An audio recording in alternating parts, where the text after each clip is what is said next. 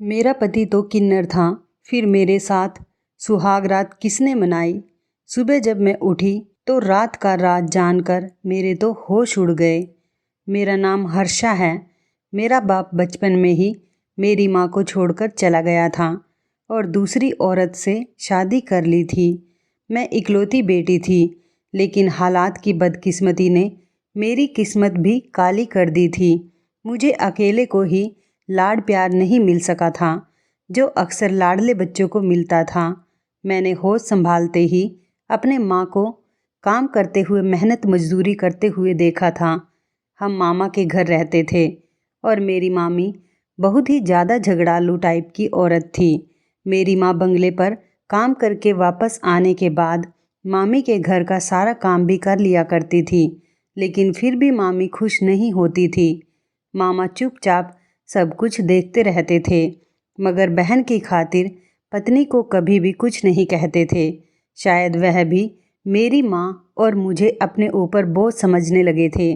मैंने कई बार देखा, माँ अपनी पुरानी तस्वीर देखते हुए हमेशा उदास हो जाती थी और अपनी बहन को याद किया करती थी और बहुत ज़्यादा रोती थी।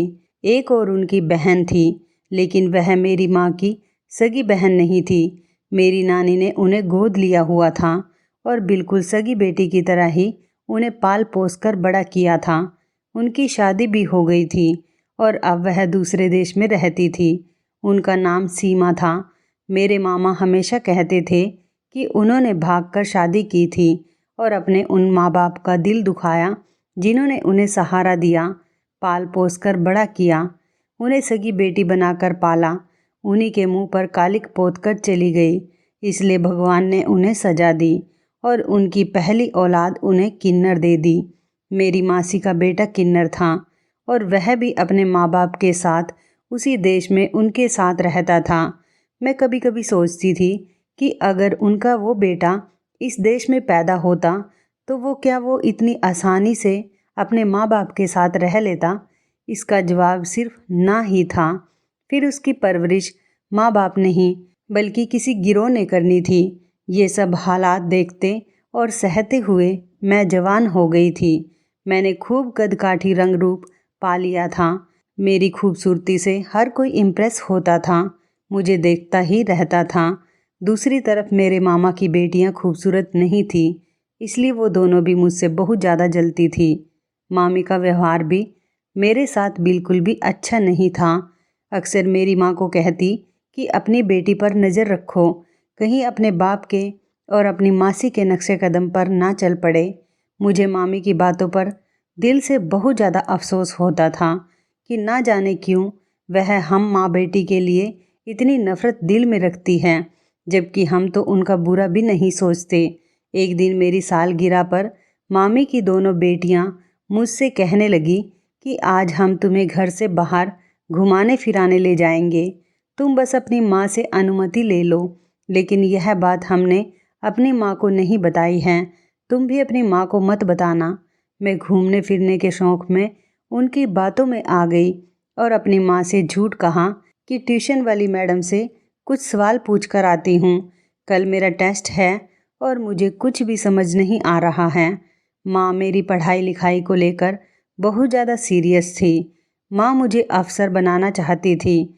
वह मेरी पढ़ाई को लेकर हमेशा से ही बहुत चिंतित रहती थी, इसलिए फ़ौरन मान गई।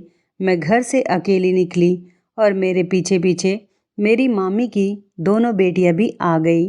वो मुझे एक बड़े से होटल में लेकर गई और कहा कि तुम्हारा भी अच्छा खाने का और अच्छी ज़िंदगी गुजारने का हक बनता है। तुम्हारा भी तो मन करता होगा कि बाहर घूमो फिरो, इसलिए आज अपनी सालगिरह पर खूब एंजॉय करो। वो दोनों मुझे एक कुर्सी पर बिठाकर यहाँ से चली गई और मुझे यह कहकर चली गई कि हम लोग खाने का देख कर आते हैं। मुझे वहाँ अकेले डर तो लग रहा था और माँ से झूठ बोल कर आई हूँ, इस बात पर भी मुझे अफसोस भी हो रहा था। लेकिन मैंने सोचा थोड़ी देर की ही तो बात है और फिर घर ही तो चले जाना है। अभी ये सब कुछ सोचते हुए कुछ ही देर गुजरी थी कि एक लड़का आकर मेरे सामने कुर्सी पर बैठ गया और मेरी तरफ ही देख रहा था और मुस्कुराते हुए मेरा नाम पूछने लगा। तो मैं बहुत ज़्यादा डर गई और इधर उधर नज़रें दौड़ाने लगी। अपने मामा की दोनों बेटियों की तलाश में मैं इधर उधर देख रही थी और वो लोग मुझे कहीं भी दिखाई नहीं दे रहे थे। मुझसे अब और इंतज़ार नहीं हो रहा था। मैं जल्दी जल्दी से खुद ही वहाँ से उठकर घर की तरफ चल दी, क्योंकि अब वहाँ बैठना बिल्कुल भी मुझे ठीक नहीं लग रहा था। मैंने एक रिक्शा पकड़ा और घर की तरफ चल पड़ी। जब मैं घर पहुँची तो मेरे पैरों तले से ज़मीन ही निकल गई, क्योंकि मामा की दोनों बेटियां तो घर वापस आ चुकी थी और बाहर आंगन में बैठी थी, जबकि उसी आंगन में बीचों बीच मेरी माँ भी बैठी अपना सर पकड़े हुए थी और मामी ने चीख चीख कर पूरा घर सिर पर उठा लिया था। मुझे कुछ गलत होने का एहसास हो चुका था। सब लोगों की नज़रें जब मेरी तरफ उठी तो मामी ने दौड़कर मुझ पर चील की तरह हमला कर दिया और मुझे मारना शुरू कर दिया। मैं नासमझी से बार बार पूछ रही थी कि आखिर मेरी गलती क्या है, मुझे बताओ तो सही, इस तमाशे में आखिर क्या हो रहा है। मेरी माँ खामोशी से ये सब कुछ तमाशा देख रही थी और मुझे पिटता हुआ देखती ही जा रही थी।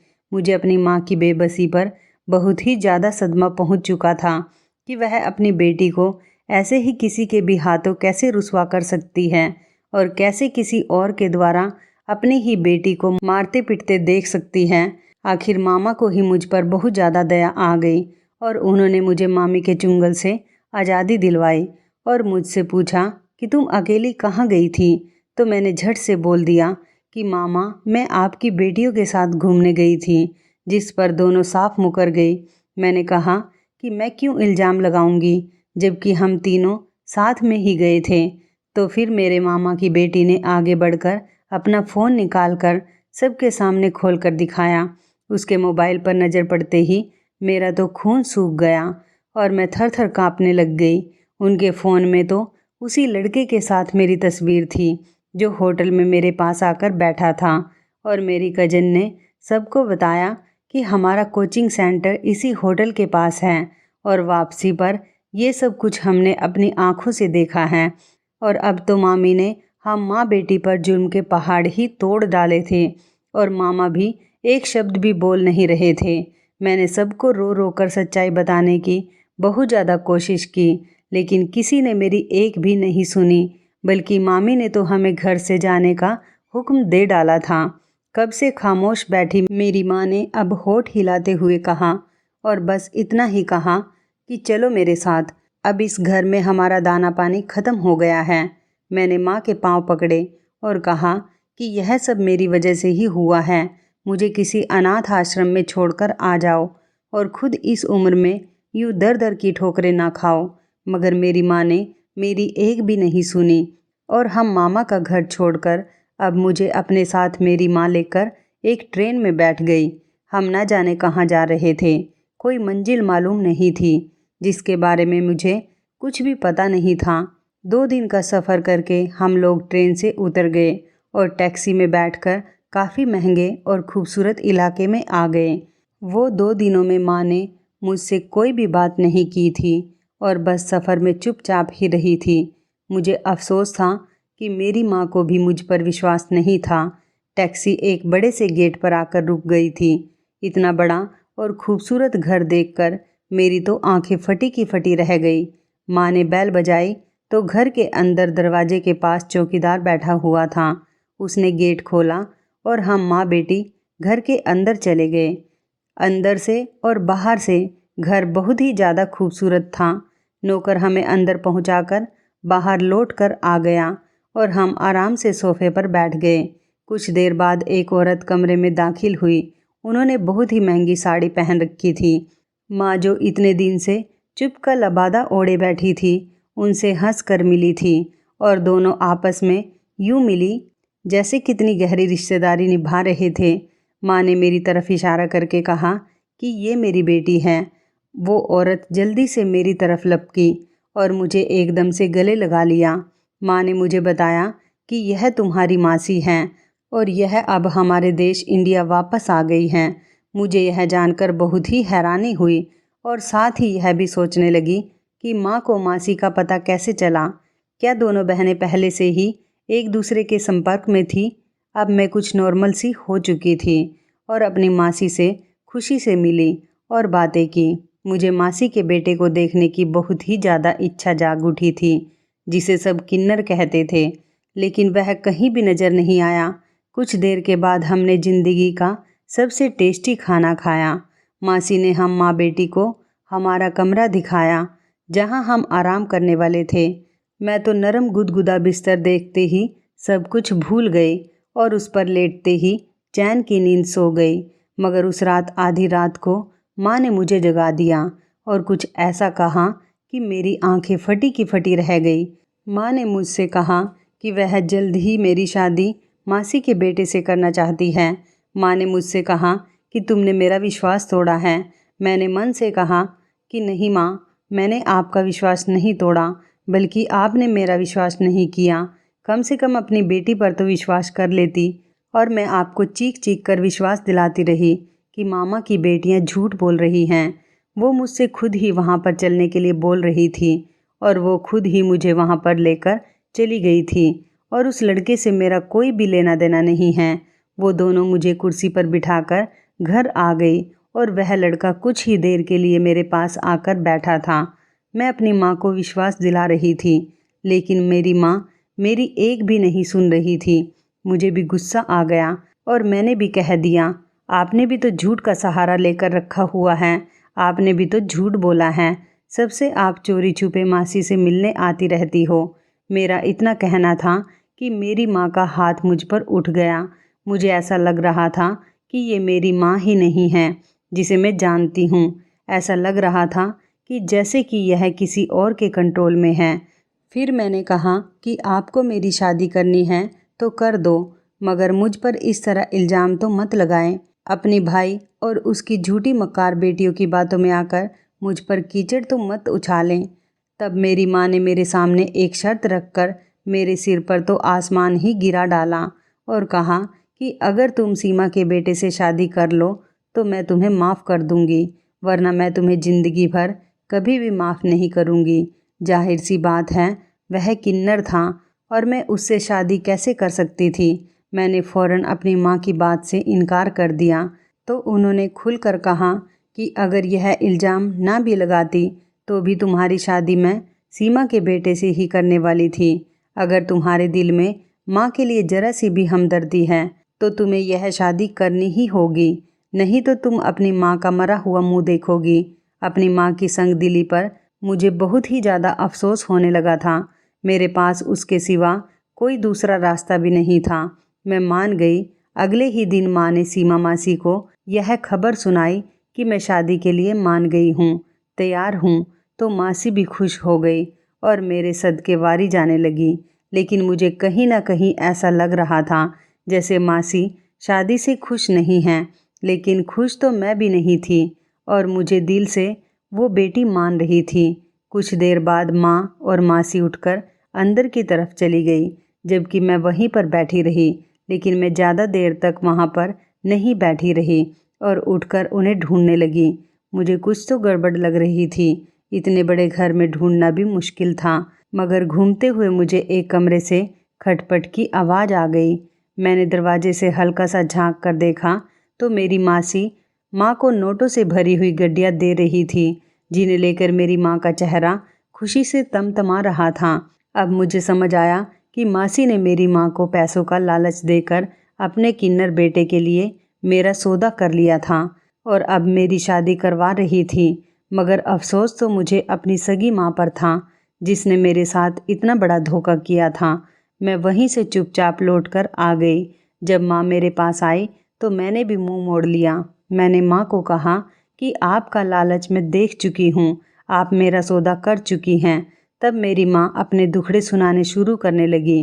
कहने लगी, सीमा बहुत ही अमीर है और हमारे पास बचा ही क्या है। इन पैसों से हम घर खरीदेंगे जो हम दोनों का मजबूत ठिकाना होगा, और फिर तुम भी शादी करने के बाद अपने पति को अपनी मुट्ठी में कर लेना और ये सारा सब कुछ अपने नाम पर करवा लेना। बाद में जहाँ चाहे वहाँ पर अपनी पसंद से शादी कर लेना। मुझे माँ की बातें सुनकर बहुत ही ज़्यादा अफसोस होने लगा था। मैंने साफ साफ कहा कि ये सब कुछ धोखा है जो आप कर रही हैं, लेकिन माँ नहीं मानी। मुझे जवाब दिया कि इस दुनिया ने भी हमारे साथ धोखा ही किया है, बदले में हम भी उन्हें धोखा वापस लौटा रहे हैं। पहले सीमा मेरे मंगेतर के साथ भाग गई थी और उसने उससे शादी कर ली थी। मेरे माँ बाप ने इस सीमा को सगी बेटी की तरह पाला था और उसने मेरे ही हक पर डाका डाल दिया था और मेरे मंगेतर से शादी कर ली। मेरे माँ बाप इस सदमे से टूट गए थे। मेरी माँ तो इस समय बिस्तर से जा लगी थी और भगवान को प्यारी भी हो गई। आज सीमा के पास जो कुछ भी है वो सब कुछ मेरा होने वाला था। बाद में तुम्हारे बाप ने भी यही किया। एक भाई का सहारा था, उसने भी कभी हमारा साथ नहीं दिया। अब जिंदगी हमें एक सुनहरा मौका दे रही है तो उसे भी पाप और पुण्य के चक्कर में गवा बैठे। मैंने माँ से कहा, माँ मैं मानती हूँ कि इन सब लोगों ने हमारे साथ बहुत गलत किया है, लेकिन आप जो कुछ भी कर रही हैं उसके बाद उनमें और हम में क्या अंतर रह जाएगा। लेकिन मेरी माँ मेरी कोई भी बात सुनने को बिल्कुल तैयार नहीं थी। उस रात माँ मुझे वहीं पर अकेला छोड़कर चली गई। सुबह उठने पर सीमा मासी का व्यवहार भी बदल चुका था, क्योंकि उन्होंने मेरी कीमत चुका दी थी। अब मैं एक तरफ से उनकी गुलाम बन चुकी थी। सीमा मासी ने मुझसे कहा कि वो आज ही मेरी शादी अपने बेटे से करवाएगी। इस शादी के लिए मैं बिल्कुल भी दिल से राजी नहीं थी, मगर मेरी माँ के लालच ने मुझे चुप रहने पर मजबूर कर दिया था और उसी दिन सुबह ही सादगी से मेरी शादी साहिल से हो गई।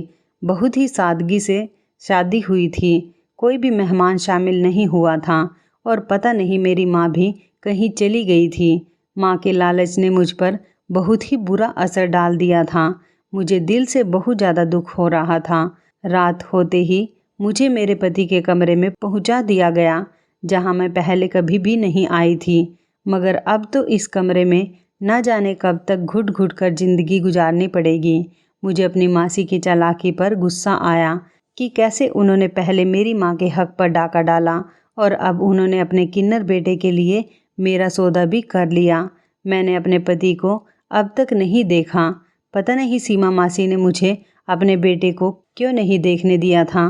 फेरों के समय भी मेरे पति के चेहरे पर सेहरा पड़ा हुआ था। मैं चुपचाप बैठी रही, अपने पति का इंतजार कर रही थी और तभी मेरी निगाह अचानक कमरे के दरवाजे पर पड़ी।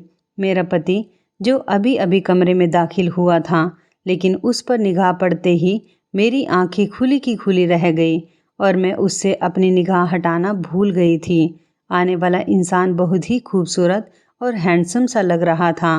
कहीं से भी वो किन्नर नहीं लग रहा था, लेकिन हकीकत तो यही थी कि वह एक अधूरा था।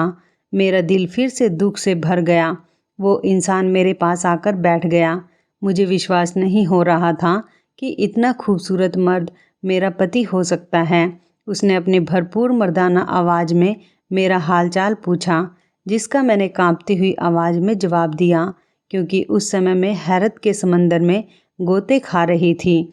साहिल ने मुझे मुंह दिखाई का कीमती तोहफा दिया और मेरे हाथों को चूम लिया। मुझे विश्वास नहीं हो रहा था कि भला ये किन्नर क्या सुहागरात मना लेगा, लेकिन साहिल धीरे धीरे मेरे करीब आता जा रहा था। मेरे हाथों से होते हुए उसका स्पर्श मेरे चेहरे तक पहुंच चुका था और उसकी गर्म सांसों से मैं पिघलती चली जा रही थी। पूरी रात साहिल मेरे ऊपर ऐसे ही प्यार की बारिश करता जा रहा था। मेरे दिल में जो डर बैठा हुआ था वो अब ख़त्म हो चुका था। मुझे विश्वास हो गया कि मेरी ज़िंदगी अब बहुत ही अच्छी हो जाएगी। मेरा पति तो एकदम ठीक था, उसमें कोई कमी नहीं थी। मैं बहुत ही रिलैक्स होकर सो गई और सोती हुई साहिल की तरफ नज़र डाली थी और उसके चौड़े से सीने पर अपना सिर रखकर सो गई। और सुबह होते ही एक शोर की आवाज़ से मेरी आँख खुली थी। मैंने देखा कि मेरी सास के कमरे से वो आवाज़ आ रही थी। मैं हैरान रह गई जब मेरी सास के साथ एक लड़का तालियां बजाते हुए आया और मेरे बराबर आकर बैठ गया। मैं हैरानी से चीख मारकर दूसरी तरफ खिसक गई। आने वाले इस लड़के का अंदाज बिल्कुल वैसा ही था जैसे किन्नरों का होता है, जबकि मेरा पति कमरे से गायब था। मैंने पूछा, मम्मी जी ये कौन है? तो मेरी सास ने मेरे सर पर हाथ रखते हुए कहा कि यही तो तुम्हारा पति है। ये रात को अपने दोस्तों के साथ बाहर गया हुआ था। देर से वापस आया तो दूसरे कमरे में ही सो गया। मैं कभी अपने पति को देखती तो कभी रात के मंजर को याद करती। मेरा दिल चाह रहा था कि अभी ज़मीन फटे और मैं उसमें समा जाऊं, कहीं भाग कर चली जाऊं। मैं चाहते हुए भी अपनी सास को कुछ भी नहीं बता पा रही थी कि रात को कमरे में मेरे साथ क्या हुआ था, और मैं उसे अपना सब कुछ सौंप चुकी थी। कितना बड़ा मजाक हो चुका था मेरे साथ में। मैंने खुद को संभालते हुए जल्दी से उठकर अपना हुलिया ठीक कर लिया और अपने आलसी पति को देखने लगी, जो कहीं से भी मर्द नहीं लग रहा था। दुबला पतला शरीर और रंग ढंग ऐसे मचल रहे थे जैसे कोई लड़की अदाएं दिखा रही हो। उसने चेहरे पर मेकअप भी कर रखा था और ज़ोर ज़ोर से तालियां भी बजा रहा था। रात में कमरे में जो आया था वो 6 फीट लंबा चौड़ा मर्द और बहुत ही हैंडसम था। रात वाला एक एक दृश्य मेरी आंखों के सामने घूमने लगा था। अचानक ही मेरे हाथ अपने होठों की तरफ चले गए, जहां उस रात वाले लड़के के प्यार की मोहर अब भी लगी हुई थी। मेरी आंखों से 2 आंसू लुढ़क कर नीचे गिर गए। भला इस किन्नर के साथ मैं अपनी पूरी ज़िंदगी कैसे गुजार सकती हूँ, मगर मैं क्या करती। मैं चुप हो गई।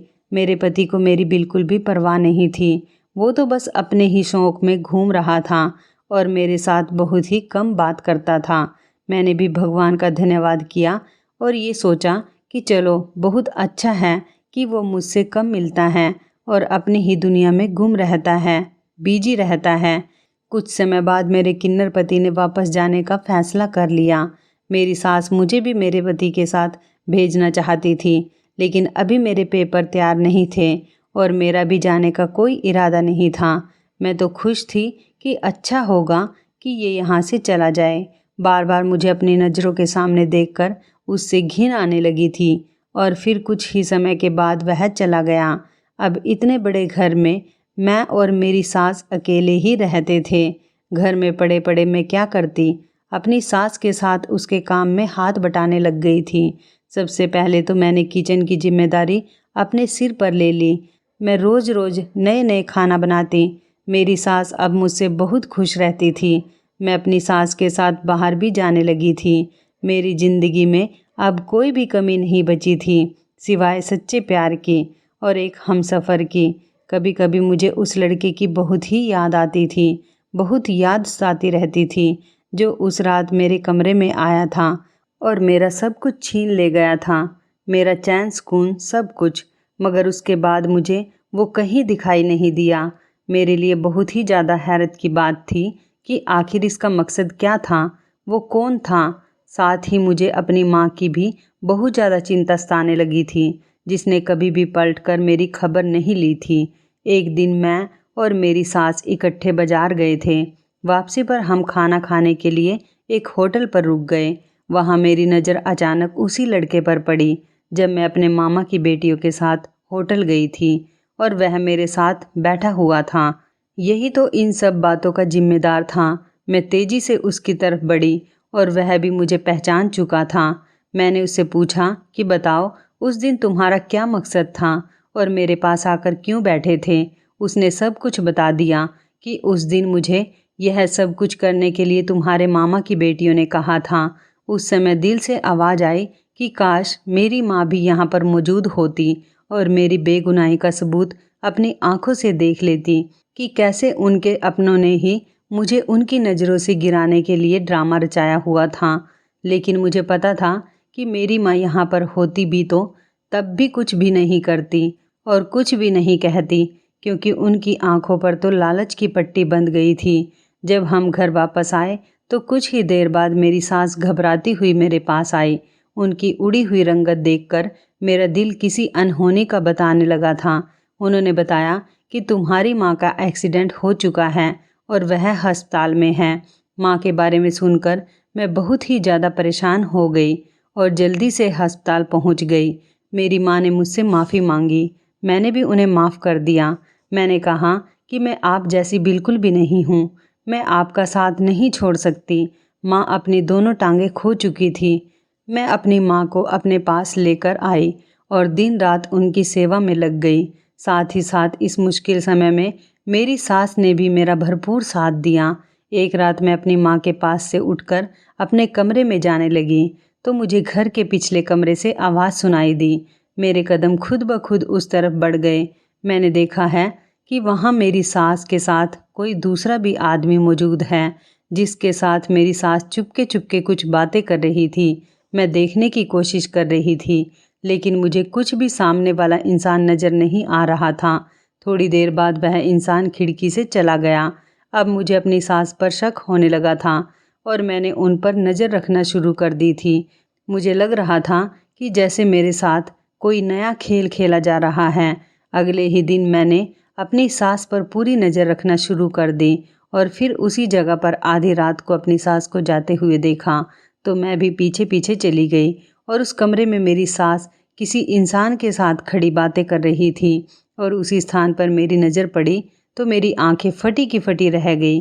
वो कोई और नहीं बल्कि वही वो लड़का था जो शादी की पहली रात मेरे कमरे में आया था। इसका मतलब मेरी सास इस लड़के को पहले से ही जानती थी और मेरे साथ धोखा कर रही थी। हालांकि मैंने उन्हें अपनी माँ जैसा समझा था और दिन रात उनकी सेवा में लगी थी। मैंने अगले दिन अपनी माँ को सब कुछ बता दिया। मेरी माँ को इस सारे मामले का कुछ भी पता नहीं था। मैंने अपनी माँ को बताया कि तुम्हारे लालच ने हमें इन हालातों में लाकर फेंक दिया है कि मेरी ज़िंदगी बर्बाद हो गई है। ज़रूर मेरी सास का इरादा होगा कि उनका किन्नर बेटा तो औलाद पैदा नहीं कर सकता, तो उन्होंने शादी की पहली रात मेरे कमरे में किसी और को भेज दिया था ताकि उन्हें उनके ख़ानदान का चश्मो चिराग मिल सके। मेरी आंखों से आंसू बह रहे थे, मगर अब मैं चुप नहीं बैठने वाली थी। मैं ये हकीकत सबके सामने लेकर ही आऊँगी। अगले दिन मैं इस कमरे में जाकर बैठ गई जिस कमरे में वह लड़का और मेरी सास मिला करते थे। अभी मुझे बैठे हुए कुछ ही देर हुई थी कि दरवाज़ा खुला और वो लड़का अंदर आया। मुझ पर नज़र पड़ते ही एक पल के लिए वह सन्नाटे में रह गया। मैंने उस लड़के से कहा कि तुम कौन हो और इस घर से तुम्हारा क्या रिश्ता है। पहले तो वो मुझे देखकर थोड़ा सा घबरा गया था, लेकिन अब उसके चेहरे पर एक छोटी सी मुस्कान आ गई थी। वो धीरे धीरे कदम उठाता हुआ मेरी तरफ बढ़ता जा रहा था और मेरे पास आते ही उसने मुझे अपनी बाहों में भर लिया। मैंने धीरे से धक्का दिया। मैंने कहा, उस रात तो तुमने मुझे धोखे से मेरा फ़ायदा उठाया था, लेकिन आज तुम ऐसा कुछ भी नहीं करोगे। अगर तुमने मुझे हाथ लगाने की भी कोशिश की तो मैं तुम्हारी जान। अभी शब्द मेरे मुंह में ही थे कि उसने मेरे होठों पर अपने होठ रख दिए। फिर कहा कि बस अब खामोश हो जाओ। जानती हो तुम मेरी हो क्योंकि मैं तुमसे बहुत ज़्यादा मोहब्बत करता हूँ। तुम ही मेरी जान हो। तुम्हारे बिना रहने के बारे में मैं सोच भी नहीं सकता हूँ। मैं भी उसकी बाहों में आकर मदहोश होने लगी थी, लेकिन अगले ही पल मैंने खुद को संभाल लिया। वो मेरा पति नहीं था, कोई गैर मर्द था। फिर भला मैं उसकी बाहों में और उसके बारे में यह सब कुछ कैसे सोच सकती थी। मैंने उसे धक्का देकर अपने से दूर कर दिया। मेरी आंखों से आंसू लगातार बहे जा रहे थे। मैंने रोते हुए कहा, क्यों मेरी ज़िंदगी में चले आए हो? क्यों मेरे जख्म हरे करते जा रहे हो? उस दिन शादी की पहली रात आकर तुमने मुझे ना जाने कितने सपने दिखाए और मैं भी कितना खुश थी कि मेरी ज़िंदगी कितनी खूबसूरत और हसीन हो गई है, जो मुझे इतना प्यार करने वाला और हैंडसम पति मिला है। लेकिन मुझे क्या पता था कि मेरी ज़िंदगी तो नर्क बनने वाली है। मेरी ज़िंदगी में तो पति का प्यार नहीं है, बस मेरी ज़िंदगी ऐसे ही सिसक सिसक कर गुजरने वाली है। उसने जल्दी से आगे बढ़कर मेरे आंसू साफ कर दिए। कहने लगा, तुम्हारे आंसू देखकर मुझे बहुत ही ज़्यादा दुख होता है। मेरे दिल को और ज़्यादा मत दुखाओ, मुझे ज़्यादा तकलीफ़ मत दो। मैंने चीख मार कर कहा, बताओ तुम कौन हो? तुम्हारा क्या रिश्ता है? तुम इस घर में क्यों आते हो और इस घर से क्या लेना देना है? उसने जवाब दिया, जिसे तुम सीमा मासी कहती हो, मैं उनका ही बेटा हूँ। मुझे उसकी बात पर विश्वास नहीं हुआ क्योंकि मेरी सास का तो एक ही बेटा था और वो जो कि किन्नर था और बदनसीबी से मेरा पति भी था। मैं अब उस लड़के से और कुछ पूछने ही वाली थी कि पीछे से मेरी सास की आवाज़ सुनाई दी। मेरी सास शायद पहले से ही वहाँ पर मौजूद थी। वो बहुत ही शांत शब्दों में कह रही थी कि ये मेरा ही बेटा है। मेरे पैरों तले से जैसे ज़मीन ही निकल गई। मैंने उनसे पूछा कि वह कौन था जिसे मेरा पति आप बता रही हो। जिससे मेरी शादी हो गई है। आप उस दिन मेरे कमरे में लेकर आई थी। फिर मेरी सास ने मुझे सारी हकीकत बताई। मेरी सास ने बताया कि मेरी माँ और तुम्हारी नानी आपस में बहुत ही पक्की सहेलियाँ थी। मैं 2 साल की थी तब मेरे पापा की डेथ हो गई थी। मेरी माँ ने दूसरी शादी कर ली, लेकिन मेरा सौतेला बाप मुझे रखने के लिए तैयार नहीं था, तो तुम्हारी नानी ने मुझे गोद ले लिया। उनकी पहले से ही एक बेटी थी जिसका नाम संजना था, जो कि तुम्हारी माँ है। हम दोनों सगी बहनों की तरह रहते थे। संजना के माँ बाप मुझसे बिल्कुल सगी बेटी की तरह ही प्यार करते थे। संजना मुझसे बड़ी थी, इसलिए उसकी शादी भी मुझसे पहले ही होनी थी। तुम्हारे नाना नानी ने संजना का रिश्ता तय कर दिया, लेकिन जब संजना के मंगेतर ने मुझे देखा तो वो मुझे पसंद कर बैठा। उसने अगले ही दिन ये कहलवा भेजा कि मैं आपकी छोटी बेटी से शादी करना चाहता हूँ, आपकी बड़ी बेटी से नहीं। ये सब सुनते ही सब घर वाले मेरे खिलाफ हो गए थे। सबको यही लग रहा था कि मैंने ही संजना के मंगेतर को बहकाया है। हालांकि ऐसा कुछ भी नहीं था। सगा खून तो सगा खून ही होता है। सब लोग संजना के साथ थे और सब लोगों को मुझसे नफरत हो गई थी। सब कहने लगे कि वह ज़बरदस्ती मेरी शादी किसी शादीशुदा आदमी से कर देंगे और 2 बच्चे के बाप के साथ वो मेरी शादी करके मुझे भेज देंगे। तब घर वाले कह रहे थे कि तुमने हमारी नाक काट दी है, यही तुम्हारी सज़ा है कि हमारे घर से जाओ और अपने घर में जैसे हो वैसी रहो और अपनी ज़िंदगी गुजारो। लेकिन मैं रोहित के बिना नहीं रह सकती थी। मैं और रोहित आपस में प्यार करने लगे थे। रोहित ने फैसला किया कि हम भागकर शादी करेंगे और इस तरह मेरी और रोहित की शादी भागकर हो गई थी। कुछ समय तक सब लोग हमसे नाराज़ रहे थे, लेकिन फिर धीरे धीरे आना जाना शुरू हो गया था। जब मेरा पहला बच्चा होने वाला था तो संजना मेरे घर पे रहने के लिए आई हुई थी, लेकिन उसने सब घर और ख़ानदान में ये मशहूर कर दिया कि मैंने एक किन्नर बच्चे को जन्म दिया है। हर कोई यह समझता था कि मेरा बेटा किन्नर है। अब मैं किस किस को विश्वास दिलाती कि मेरा बेटा एकदम ठीक है। और फिर मैं और रोहित तंग आ गए थे लोगों की बातें सुन सुनकर। फिर मैंने और रोहित ने ये देश छोड़कर जाने का फ़ैसला कर लिया। फिर भी अपना दिल मैंने बड़ा ही रखा था और तुम्हारी माँ से बातचीत करती रहती थी, जबकि तुम्हारी माँ तो बदले की आग में जल रही थी। सिर्फ तुम्हारी माँ को यह सच्चाई पता थी कि मेरा बेटा एकदम ठीक ठाक है, इसलिए तो तुम्हारी माँ ने तुम्हारे रिश्ते की बात मेरे बेटे से तय कर दी थी। लेकिन इसके बदले उसने मुझसे 50 लाख की मोटी रकम मांग ली थी। मैं भी बहुत ज़्यादा मजबूर थी, क्योंकि मेरा बेटा तुम्हें देखते ही तुमसे मोहब्बत कर बैठा था। उसने जिद लगा रखी थी कि मैं शादी करूँगा तो हर्षा से ही करूँगा। मैं बहुत ज़्यादा परेशान रहने लगी थी। फिर जब तुम्हारी माँ ने मेरे सामने सौदे की बात रखी तो मैं मान गई, लेकिन मेरा मन इस शादी को करने के लिए बिल्कुल भी तैयार नहीं था। जब माँ इतनी लालची हो तो बेटी भी लालची ही होगी। मैंने साहिल को बहुत समझाने की कोशिश की कि पहले हर्षा को आजमाओ, वो कैसे नेचर की लड़की है जिसे मैं तुम्हारा पति बनाकर लाई थी। वो साहिल का एक जानने वाला दोस्त था। मैंने उसे तुम्हारा पति बनाकर तुम्हारे सामने खड़ा कर दिया था। शादी की पहली रात मेरे बहुत मना करने के बावजूद भी साहिल तुम्हारे कमरे में चला गया था, क्योंकि वह तुम्हारे लिए बहुत ही ज़्यादा बेकरार था। मैंने एक शर्त रखी थी कि साहिल पहले तुम्हें आजमाएगा और फिर उसके बाद ही तुम्हारे सामने आएगा। जब तक कि तुम अपनी आजमाइश पर खरी नहीं उतरती तब तक साहिल तुम्हें अपना चेहरा नहीं दिखाएगा। मैं ये देखना चाहती थी कि कहीं तुम भी अपनी माँ की तरह चालबाज और लालची औरत तो नहीं हो। लेकिन तुम बहुत ही अच्छी हो। तुमने मेरा बहुत ही ज़्यादा ध्यान रखा और कभी भी तुम्हारे मन में मैंने कोई लालच नहीं देखा था।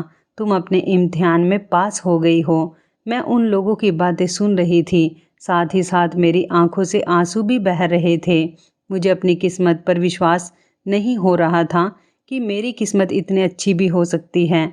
मेरे पति और मेरी सास ने मुझसे माफ़ी मांग ली थी। मैंने अपने पति और सास को माफ़ कर दिया था। मेरी सास मुझे और साहिल को कमरे में अकेला छोड़कर बाहर चली गई। साहिल ने बेकरारी से मुझे अपनी बाहों में भर लिया और इस बार मैंने भी उसकी बाहों से निकलने की बिल्कुल भी कोशिश नहीं की थी। अब मैं अपने पति साहिल के साथ ही रहती हूँ। दुनिया हमारी जोड़ी को सराहती है। कुछ समय के बाद मेरी माँ इस दुनिया से चली गई थी। मुझे खुशी इस बात की थी कि जाते जाते उन्हें अपनी गलती को सुधारने और अपने पाप की माफ़ी मांगने का मौका इस दुनिया में ही मिल गया था। उन्होंने मेरी सास से माफ़ी मांग ली थी और मेरी सास ने भी उन्हें खुले दिल से माफ़ कर दिया था। तो इस कहानी के बारे में आपकी क्या राय है, कमेंट करके ज़रूर बताइएगा। दोस्तों, आपको हमारी ये मज़ेदार कहानी कैसी लगी, आप हमें कमेंट बॉक्स में ज़रूर बताएं। यदि आपके पास भी ऐसी कोई प्यारी सी कहानी है या फिर ऐसी कोई कहानी जिससे कुछ शिक्षा मिले, तो आप हमारे साथ उसको ज़रूर शेयर करें। दोस्तों, यदि आपको हमारी ये वीडियो अच्छी लगे तो आप हमारी इस वीडियो को लाइक शेयर ज़रूर करें और ऐसी ही दिल को छू लेने वाली प्रेरणादायक कहानियाँ सुनने के लिए हमारे चैनल को भी सब्सक्राइब करें। यदि आप हमें फेसबुक पर देख रहे हैं तो आप हमारे फेसबुक पेज को लाइक और फॉलो ज़रूर करें। तो दोस्तों, फिर मिलते हैं ऐसी ही ज़बरदस्त कहानी या टिप्स के साथ नई वीडियो में। तब तक के लिए धन्यवाद। आप सभी अपना ख्याल रखना। आपका दिन शुभ व मंगलमय हो।